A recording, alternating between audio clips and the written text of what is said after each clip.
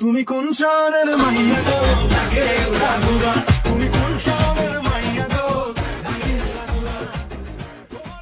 এই গানটা আমাদের কাছে একটু পরিচিত মনে হচ্ছে, তাই না? চলুন তাহলে আমরা আরেকটি গান শুনে আসি। তোর কোন কোন জায়গায় বেতা গো বান্ধবী ললিতা। এই গানটিও আমাদের কাছে পরিচিত মনে হচ্ছে, চলুন আমরা আরো একটি গান শুনে আসি।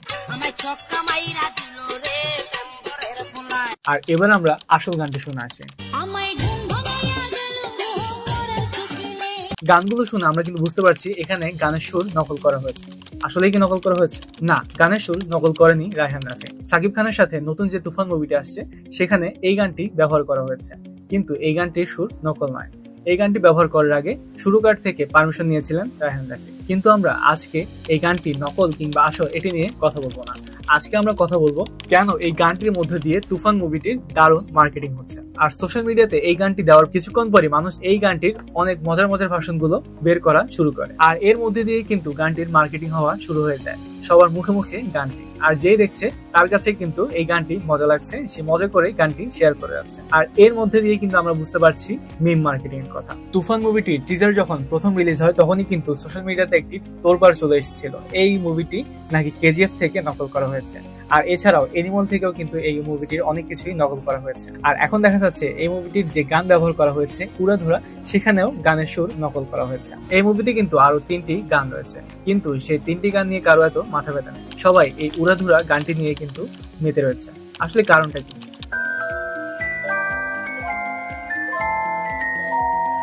কারণটা হচ্ছে এই মানুষজন এই গানটি শুনে মজা পাচ্ছে, মানুষজন এই গানটির সাথে অন্য গানগুলো রিলেট করতে পারছে, আর এই গানটিকে নিয়ে মজা করে মানুষজন শেয়ার করছে। আর শেয়ারে কিন্তু এই মুভিটির প্রচার হয়ে যাচ্ছে। এটিকে আরেক কথা বলা যায় মিম মার্কেটিং। মিম মার্কেটিং আসলে জিনিসটি কি? রিসেন্টলি মিম মার্কেটিংটা কিন্তু অনেক বেশি জনপ্রিয় হচ্ছে।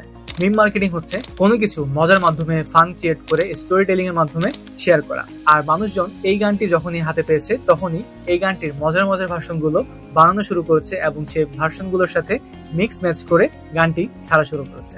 আর মানুষজন এটি মজা পেয়ে আরো বেশি করে শেয়ার করছে। তার মানে এই মুভিতে মিম মার্কেটিং করাটা সফল হয়েছে। মানুষজন যত বেশি এই গানটি দেখছে এবং শেয়ার করছে ততই কিন্তু এই মুভিটির প্রচারণা হয়ে যাচ্ছে। আচ্ছা, আপনারা যদি একটু খেয়াল করেন তাহলে দেখবেন সালমান মুক্তাদিরও তার যে কাজগুলো করে সেগুলো মিম মার্কেটিং এর মাধ্যমে করে। পিৎজা বার্গে যে অ্যাডভার্টাইজমেন্ট গুলো করা হয়, মার্কেটিং গুলো করা হয়, সেগুলো বেশিরভাগই কিন্তু মিম মার্কেটিং এর মাধ্যমে। রিসেন্টলি যদি আপনারা সোশ্যাল মিডিয়াতে অ্যাক্টিভ হয়ে থাকেন তাহলে হয়তো আপনারা খেয়াল করেছেন ইন্ডিয়াতে একটি গান ভাইরাল হয়েছিল বাধুবতী নামে। গানটি হচ্ছে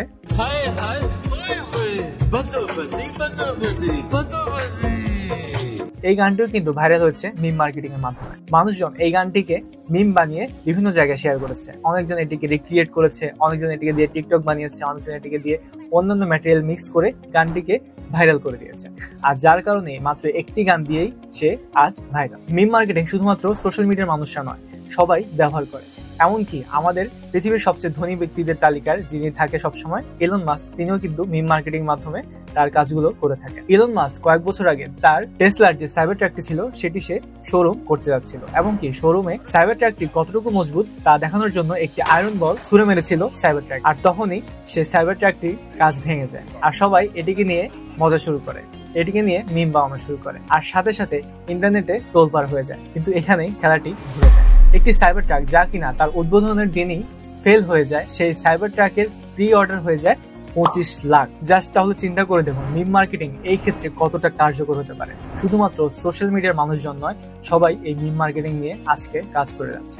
আপনাদেরকে একটি আইডিয়া বলি, আপনারা যদি মিম মার্কেটিং নিয়ে কাজ করতে পারেন তাহলে দেখবেন আপনাদের সব কাজই কিন্তু খুব বেশি সোশ্যাল মিডিয়াতে ভাইরাল হচ্ছে। ধন্যবাদ সবাইকে। আসসালামু আলাইকুম।